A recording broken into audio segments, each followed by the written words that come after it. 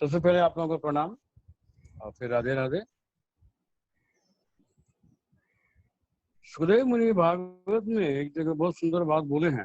कहते हैं कि आजकल के जो मनुष्य हैं वो इतने मूढ़ हैं कि पूर्व काल के राजाओं से भी शिक्षा नहीं लेते। पृथ्वी का अधिक से अधिक भूभाग, अधिक से अधिक हिस्सा लेने के लिए राजाओं में बड़ी से बड़ी भयंकर लड़ाइयां हुई हैं, लेकिन आज वे राजा मरकर उसी पृथ्वी में गड़ गए मगर पृथ्वी को साथ नहीं ले जा सके। तो उन राजाओं से आजकल के भी जो लोग हैं शिक्षा नहीं लेते हैं। आज भी युद्ध चलता ही रहता है, युद्ध करते ही रहते। तुलसीदास जी के जमाने में कुछ संत ऐसे थे जो निराकार ब्रह्म की उपासना करते थे, जैसे कबीरदास जी वगैरह, रहीमदास जी वगैरह, बहुत संत ऐसे थे। तो वो संत कभी कभी तुलसीदास जी से पूछते थे कि आप साकार सगुण ब्रह्म की उपासना करते हैं, भगवान को आप एक आकार में बांध देते हैं। तो तुलसीदास जी ने बड़ा सुंदर बात वहां बताई उन लोगों से कहा कि देखिए, मेरा भी ब्रह्म निराकार ही है, मेरा भी ब्रह्म निराकार ही है, लेकिन लगा के बोल रहे हैं, पग बिनु चले सुने बिनु काना, कर बिनु कर्म करे विधि नाना। मेरा जो ब्रह्म है वो निराकार ही है, लेकिन बिना पैर के चलता है, बिना कान का सुनता है और बिना हाथ के सब को करता है। आगे गोस्वामी जी कहते हैं कि आनन रहित सकल रस भोगी, बिन जीवा बक्का बड़ा जोग। मुख नहीं है लेकिन सब प्रकार के भोगों को ग्रहण करता है, भोगों का रस लेता है। और जीवा नहीं है लेकिन बहुत बड़ा वक्ता है, उससे बड़ा वक्ता कोई है नहीं। आगे गोस्वामी जी उन लोगों को बताए कि तन बिन परस नयन बिन देखा, ग्रह घ्राण बिन बास यसेखा। शरीर नहीं है लेकिन स्पर्श सुख लेता है, नेत्र नहीं है लेकिन सारे संसार को देखता रहता है, नासिका नहीं है लेकिन सब प्रकार के सुगंधों को ग्रहण करता है। आगे गोस्वामी जी कहते हैं कि अस सब भांति अलौकिक करनी, अस सब भांति अलौकिक करनी, महिमा जास जाहि नहीं बरनी। इस प्रकार के अलौकिक कार्यों को निराकार होकर भी मेरा परमात्मा करता है, इसलिए मैं बार बार उसे प्रणाम करता हूँ। अब थोड़े भागवत में हम दत्तात्रेय जी के कुछ जो जो शिक्षा प्राप्त किए हैं, कुछ जिन जिन गुरुओं से, उनमें संक्षिप्त में कुछ गुरुओं की बात हम लोग भी समझते हैं, समझना चाहिए, समझते हैं। दत्तात्रेय जी से एक यदु नाम के राजा थे उस समय। उसी यदु कुल में भगवान कृष्ण का जन्म बाद में हुआ। तो राजा यदु को वो देख रहे हैं, राजा यदु दत्तात्रेय जी को देख रहे हैं कि ये अवधूत, एकदम ईमान, न किसी चीज को चाहने की इच्छा है, न कोई कर्म ही अगला कर रहा है, फिर भी इतने आनंद में अगला रह कैसे रहा। ये पूछने के लिए दत्तात्रेय जी के पास चले गए। दत्तात्रेय जी से बोले कि राजन, आप कुछ चाहते भी नहीं हैं, कुछ कर्म भी नहीं करते हैं, फिर आपको ये अचिंत आत्मानंद आपको मिल कहाँ से रहा? आप अपने आत्मा में इतने प्रसन्न कैसे रहते? दत्तात्रेय जी ने कहा कि देखो भाई, हमने 24 गुरुओं से शिक्षा लिए हैं। पहला गुरु उन्होंने बनाया है पृथ्वी को। पृथ्वी से शिक्षा लेते हुए कहते हैं कि राजन, पृथ्वी से मैंने ये शिक्षा ली है कि पृथ्वी पर कितने लोग आघात करते रहते हैं, तरह तरह के पुण्य पाप लोग करते रहते हैं, लेकिन पृथ्वी न कभी रोती है, न कभी चिल्लाती है, न कभी बदला लेने के बारे में सोचती है। इसी प्रकार साधक को भी चाहिए, ये संसार के प्राणी जितने भी चेष्टा कर रहे हैं सुख पाने का, तो जाने अनजाने में वो भी आक्रमण कर ही देते हैं। तो साधक को उनकी व्यवस्था को समझना चाहिए कि वो क्यों ऐसा कर रहा है। व्यवस्था को समझते हुए उनको क्षमा करके अपने कर्तव्य पथ पर आगे बढ़ते रहा। पृथ्वी के विकार ही हैं पर्वत और ये वृक्ष। ये पर्वत और वृक्ष जो हैं वो दूसरे की सेवा में हमेशा तत्पर रहते हैं। दत्तात्रेय जी कहते हैं कि इनका जन्म ही मानो इसलिए हुआ है कि केवल ये परोपकार करते रहे। दूसरा, उन्होंने शिक्षा लिए हैं वायु से। वायु को गुरु बनाते समय उन्होंने कहते हैं कि जैसे हमारे अंतःकरण में प्राण वायु अवायु रहती है, ये प्राण वायु जो है आहार मात्र की इच्छा रखती है। भोजन मिल गया, ये प्राण वायु तृप्त हो जाती है, इसके अतिरिक्त कुछ वो चाहती नहीं। इसी प्रकार से साधक को भी चाहिए कि वो अपने शरीर की रक्षा के लिए भोजन सीमित मात्र कर ले, बहुत से विषयों को न चाहे। बाहरी वायु से ये शिक्षा लिए हैं दत्तात्रेय जी, कहते हैं कि राजन, ये वायु जो है एक स्थान से दूसरे स्थान तक जाती है, लेकिन किसी से ये किसी का गुण दोष नहीं अपनाती है, हमेशा ये आप में रहती है। जैसे पृथ्वी का जो गंध है, गंध और सुगंध जो है पृथ्वी का गुण, लेकिन इसका वहन जो है वायु करती है। तो इन पृथ्वी के गुण को वहन करने के बाद भी फिर वायु जो है इन गुणों से लिप्त नहीं हो जाती। उसी प्रकार साधक को भी चाहिए कि जिन जिन विषयों में जाए उन विषयों को ग्रहण करे, परंतु उन विषयों में कहीं आसक्ति और मोह न कर बैठे, अर्थात अपने स्वरूप में ही रहे। दत्तात्रेय जी अग्नि से शिक्षा लेते हैं कि जैसे अग्नि जो है अच्छे बुरे, छड़ा गला सभी पदार्थों को ग्रहण करके और अपने स्वरूप में रहती है, अर्थात पवित्र रहती है। उसी प्रकार से साधक को भी चाहिए किसी भी विषय को ग्रहण करे, लेकिन अपने स्वरूप को न बिगाड़े, अपने स्वरूप में ही स्थित हमेशा रहे, उस अग्नि की तरह। दत्तात्रेय जी जल से शिक्षा लेते हैं कि जल का जो गुण है वो चिकना है, सरलता है, तरलता है और मधुरता है, मिठास। तो साधक को भी उसके गुणों से ये शिक्षा लेनी चाहिए कि किसी भी प्राणी भाव से वैर भाव न करे, उसकी वाणी भी उस जल की तरह मिठास रहे उसके अंदर। दत्तात्रेय जी चंद्रमा से शिक्षा लेते हैं कि चंद्रमा दिखाई पड़ता है कि उसकी कलाएं घट बढ़ रही है, लेकिन ये जो चंद्रमा है वो ना घटता है ना बढ़ता है, एक समान हमेशा बना रहता है। उसी प्रकार से जो हमारे अंदर आत्मा है वो बालकपन में भी और युवान अवस्था में भी और वृद्धावस्था में भी वो एक समान रहती है। इस शरीर के घटने बढ़ने से उसके अंदर किसी भी प्रकार का परिवर्तन नहीं आता। सूर्य से दत्तात्रेय जी शिक्षा लेते हैं कि जैसे सूर्य जो है पृथ्वी के जल के कणों को अपनी तरफ खींचता है, लेकिन फिर समय आने पर वो वर्षा के रूप में पृथ्वी को बरसा देता है। उसी प्रकार साधक को चाहिए कि सभी विषयों को ग्रहण तो करे, लेकिन फिर समय आने पर फिर वो लौटा दे, अपने पास संग्रह न करे। दत्तात्रेय जी कहते हैं जैसे आकाश है, आकाश सर्वत्र एक समान है, उसी तरह से ईश्वर जो है, परमात्मा जो है, सभी जीवों में एक समान, भिन्न भिन्न घट मठों में वो भिन्न भिन्न रूपों में दिखाई पड़ते हैं। जैसे नदी के जल में किसी हांडी के जल में या किसी थाली के जल में रख दीजिए तो सब में चंद्रमा की ये प्रतिबिंब पड़ता है, लेकिन चंद्रमा भिन्न भिन्न नहीं हो जाए। तो उसी प्रकार से परमात्मा विभिन्न शरीरों में स्थापित होते हुए भी एक ही। जैसे लकड़ी को यदि गोल लकड़ी को, तिरछी लकड़ी को, ये सीधी लकड़ी को जलाई जाए तो वो लकड़ी जो है गोल लकड़ी गोल की तरह जलती हुई प्रतीत होती है, सीधी लकड़ी की तरह प्रतीत होती है, तिरछी लकड़ी जलती हुई दिखाई देती है, लेकिन वास्तव में तीनों में अग्नि एक है। वह लकड़ी के आकार की तरह वैसी वो दिखाई पड़ रही। उसी तरह से परमात्मा सभी प्राणियों में एक ही तत्व के रूप में विराजमान है, भिन्न भिन्न आकार के कारण वो भिन्न भिन्न दिखाई पड़ते हैं। दत्तात्रेय जी एक क्रूर पक्षी से शिक्षा लेते हैं कि मनुष्य को, साधक को खासकर संग्रह परिग्रह के चक्कर में नहीं पड़ना चाहिए। साधक अगर संग्रह के चक्कर में पड़ता है तो उसका हश्र एक क्रूर पक्षी की तरह होता है। क्रूर पक्षी अपनी चोंच में एक मांस का टुकड़ा लेके बैठा है, उस मांस के टुकड़े को छीनने के लिए उससे जो मजबूत पक्षी है, बलवान पक्षी है, उसको चोंच से मारने लगे हैं। जब वो देखा है कि अब मैं मेरा प्राणांत हो जाएगा, तब वो मांस के टुकड़े को छोड़ दिया है और टुकड़े को छोड़ते ही तो शांति को प्राप्त हुई।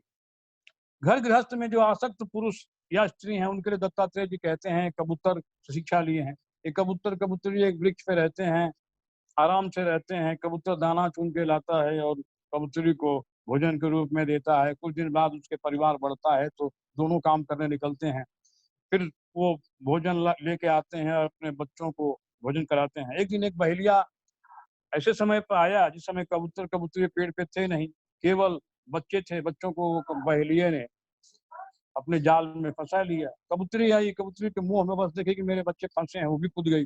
कबूतर भी आया, वो भी देखा कि मेरे सभी परिवार फंसे हुए हैं, तो मैं जी के क्या करूंगा, वो भी उस जाल में कूद गया। बहेलिया सबको लेके चलता बना। तो दत्तात्रेय जी कहते हैं कि परिवार में आसक्त पुरुष मोह के कारण अपना नुकसान कर लेता है, इससे बचना चाहिए।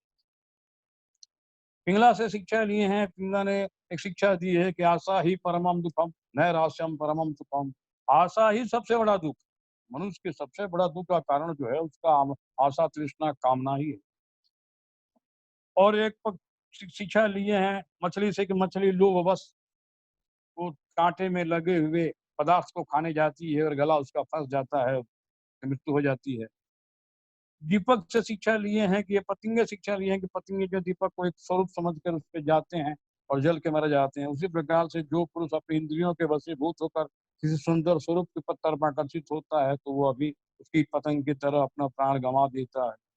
अंत में जब दत्तात्रेय जी अपने गुरु ये शरीर से भी शिक्षा लिए हैं, 25वां गुरु बनाए हैं इस शरीर को।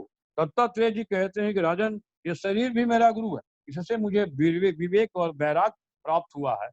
और इस विवेक पर वैराग प्राप्त होकर मैं इस शरीर से भी असंग रहता हूँ। मैं जानता हूँ कि इस शरीर को भी एक दिन कुत्ते सियार खा जाएंगे, इसलिए मैं इस शरीर में भी आसक्त नहीं होता हूँ। इस शरीर से भी आसक्त होकर मैं हमेशा अपने ईश्वर के चिंतन में रहकर अब मैं अपने आत्मानंद में ही मग्न रहता हूँ। तो दत्तात्रेय जी का ये जो उपदेश है वो बड़े हम लोग के ज्ञानवर्धक चीजें हैं। इनको यदि ग्रहण किया जाए तो हम लोग के समस्या का बहुत सा समाधान हो जाएगा। ये भागवत के 11वें स्कंद के 7, 8, 9 3 अध्याय में 24 गुरुओं से जो शिक्षा ली है उसका वर्णन है। ये आप लोग मूल भागवत में आपको पा जाएगी। अब हम चलते हैं थोड़ी भगवत गीता में, क्योंकि मूल टॉपिक तो भगवत गीता ही है। तो भगवत गीता में 5वें अध्याय के 25वें श्लोक में भगवान कहते हैं कि लभंते ब्रह्म निर्माण मृषय क्षीण कलमसा क्षीण द्वेदा एतात्मना सर्वभूत हिते रत।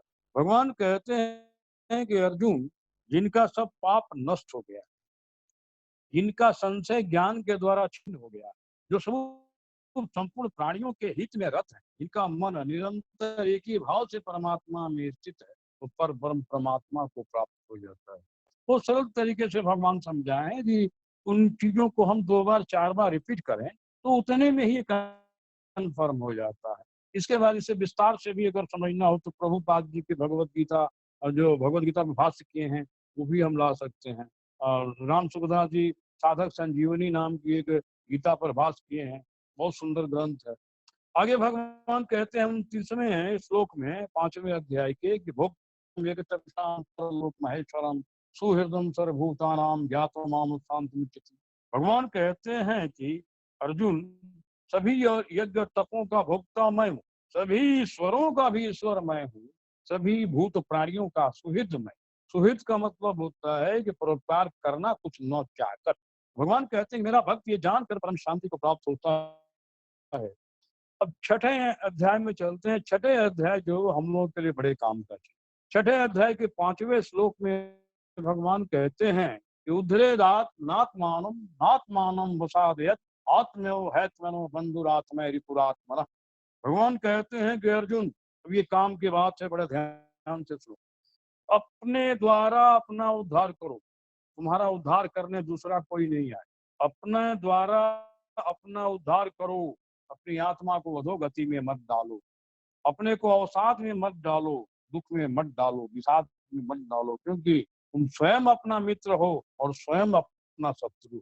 यदि स्वयं तुम अपनी आत्मा का उद्धार में नहीं लगाते हो तो तुम अपने आत्मा का हनन करता ही हो। इसलिए अपने उद्धार कार्य में देर नहीं करनी चाहिए। 6वें श्लोक में भगवान कहते हैं, 6ठे अध्याय के 6वें श्लोक में भगवान कहते हैं अर्जुन, बंधुरात्मात्मनस्तस्य येनात्मवात्मना जितः अनात्मनस्तु शत्रुत्वे वर्तेतात्म शत्रुवत्। भगवान कहते हैं कि अर्जुन, जिस मनुष्य का इंद्रिया मन बस में है वह इंद्रिया मन उस व्यक्ति का सबसे बड़ा मित्र है। अर्थात मनुष्य का कोई सबसे बड़ा मित्र है तो वह मन ही है, अगर वो कंट्रोल में है, बस में है। तो भगवान कहते हैं कि यह मन भले ही दुष्ट हो, जब तक वो तुम्हारे अंडर में नहीं है, लेकिन जब तुम्हारे अंडर में हो जाएगा तुम्हारा सबसे बड़ा मित्र हो जाएगा। जो संसार में ले जा रहा है विनाश की तरफ, वो ईश्वर में तुम्हें लगा देगा और दुर्गति में तुम्हें पहुंचा देंगे। तो भगवान कहते हैं कि इस मन को धीरे धीरे मेरे चिंतन के द्वारा इसको बस में करना का प्रयास करना चाहिए, और यही एक रास्ता है। हम मन को कंट्रोल करना चाहेंगे फिर ईश्वर में लगाना चाहेंगे तो नहीं होगा। ईश्वर में जैसे जैसे हमारा मन लगता जाएगा वैसे वैसे ये धीरे धीरे धीरे धीरे अपने आप बस में होता जाएगा।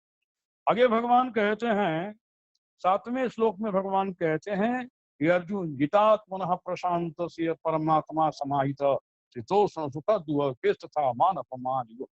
भगवान कहते हैं कि अर्जुन सुख दुख सर्दी गर्मी मान अपमान में जिनके अंतःकरण की वृत्तियां भरी प्रकार शांत है। अर्थात साधारण मनुष्य क्या करता है कि वो अपना रिमोट कंट्रोल दूसरे के हाथ में देख के रखता है। जैसे रिमोट कंट्रोल से टीवी चलाई जाती है, टीवी ऑन ऑफ की जाती है, उसी प्रकार से जो मनुष्य अपना रिमोट कंट्रोल दूसरे के हाथ में दे रखा है, उसके कहने पर वो तुरंत उछलने लग रहा है, फिर शांत हो रहा है, वह मनुष्य कभी शांति को प्राप्त नहीं। इसलिए अपना रिमोट कंट्रोल अपने हाथ में रखना चाहिए। तो भगवान कहते हैं कि सर्दी गर्मी सुख दुख के साधना के द्वारा जब मन सम अवस्था में आ जाता है तो फिर किसी प्रकार से वह विचलित नहीं होता है। तो भगवान कहते हैं कि जिनका जीता हुआ मन परम शांत है, तो परमात्मा में ही समाया हुआ है। उसको परमात्मा में समाहित होने के लिए अलग से कुछ करना की जरूरत ही नहीं। अर्थात सारा खेल मन का ही। ये हमारे भागवत में इस बात को भी कहा गया है, मन एवं मनुष्याणाम कारणम बंध मोक्ष। कपिल भगवान ने अपनी माता देवहूति से कहा है कि माता, मन ही बंधन का भी कारण है, मन ही मोक्ष का भी कारण है। मन संसार में लग गया तो बंधन का कारण है, परमात्मा में लग गया तो ये मोक्ष का कारण बन जाता है। अर्थात हमारा चिंतन ही, जैसे जैसे चिंतन हमारा बढ़ता जाएगा वैसे वैसे हमारा मन स्वतः धीरे धीरे धीरे धीरे अपनी चंचलता छोड़ता जाता है। 8वें श्लोक में भगवान कहते हैं, 6ठे अध्याय के 8वें श्लोक में भगवान कहते हैं, ये श्लोक बड़ा ही भाईचर श्लोक। भगवान कहते हैं कि ज्ञान विज्ञान तृप्तात्मा कुटस्थो विजितेंद्रिय उत्थिते योगी समलोष्टास्म कांचन।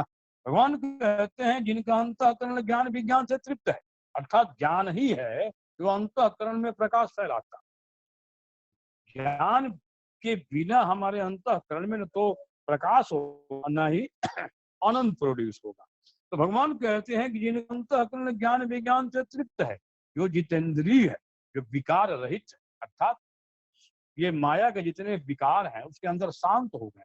और भगवान कहते हैं कि जिनका मिट्टी पत्थर सोना एक समान जिनके लिए हो गया है, वो भगवत प्राप्त कर लिया, उसको भगवत प्राप्ति करने की आवश्यकता है। वो चाहे तो आगे साधना करे, ना करे तो मत करे, अब उसके लिए कोई जरूरी नहीं। अर्थात जैसे जैसे ईश्वरीय आनंद हमें मिलता जाएगा, ये संसार के जितने भी विषय हैं उनके अंदर से हमारी अरुचि अपने आप समाप्त होती जाएगी। जैसे मान लीजिए कि एक बार सुखदेव मुनि को जनक जी के पास भेजे हैं उनके पिताजी। तो जनक जी परीक्षा लेने के लिए व्यास मुनि ने भेजा कि ये भागवत का अधिकारी हुआ है कि नहीं हुआ। तो भागवत का अधिकारी बनाने के लिए पहले जनक जी के पास भेजे हैं सुखदेव मुनि को। तो सुखदेव मुनि को भेजे हैं जनक जी को पहले खबर भिजवा दी। जनक जी ने अपने दरबान से कहा देखो सुखदेव मुनि आ रहा, उसके अपने दरवाजे पर उसको रखना, अंदर मत आने देना। 3 दिन तक ही दरबान ने रोक के, 3 दिन के बाद दरबान को जनक जी बुलाए और जनक जी ने पूछा अच्छा ये बताओ कि उसके अंदर जरा भी क्रोध आया। तो दरबान ने कहा कि नहीं प्रभु, तो जैसा पहला दिन आया था उसी तरह से आज भी अपने आनंद में मस्त, क्रोध नाम का चीज उसके पास नहीं। तो जनक जी ने कहा कि 3 दिन और रखो उसको। 3 दिन और रखा गया। 3 दिन के बाद दरबान को फिर बुलाए, पूछे कि आज उसके ऊपर कुछ क्रोध आया। तो दरबान ने कहा कि नहीं, जैसे पहले दिन था वैसे आज भी है। तो बोला कि ठीक है, अब उनको अंदर भेज। अंदर बुलाया गया तो वो अपना खजाना खोल दिए, ये सोने का है, ये चांदी का है, ये हीरे का है, पन्ने का है, उनको दिखाने लगे। तो उन्होंने कहा, सुखदेव मुनि ने कहा कि राजन, मेरे पिताजी ने आपके पास ज्ञान प्राप्त करने के लिए भेजा, ये मिट्टी और पत्थर दिखाने के लिए हम यहाँ नहीं आए, देखने के लिए, इसके लिए पिताजी ने हमें नहीं भेजा। कहने का मतलब क्या होगा, जैसे ही ईश्वर का आनंद आपको मिलेगा, लवलेश भी मिलेगा, सरसों के दाने के बराबर भी मिलेगा। ये सारी वस्तुएं संसार की जितनी भी कीमती हो, वो ईश्वर के आनंद पर भारी नहीं पड़ सकती। इसलिए ये संत आत्मा के पास कुछ भी नहीं रहता है, लंगोटीधारी पेड़ के नीचे बैठकर भी अपने उस आनंद में मग्न रहते हैं, क्योंकि संसार का कोई भी वस्तु का आनंद सुख उस पर भारी नहीं पड़ सकता है। और विषयी जीव सब कुछ रख कर भी और आज भी वो दुखी है। इसका कारण ये है कि सांसारिक वस्तुएं हमारे अंतःकरण में आनंद पैदा नहीं कर सकती। तो आज के लिए इतना ही। राधे राधे। और हमें अपनी साधना का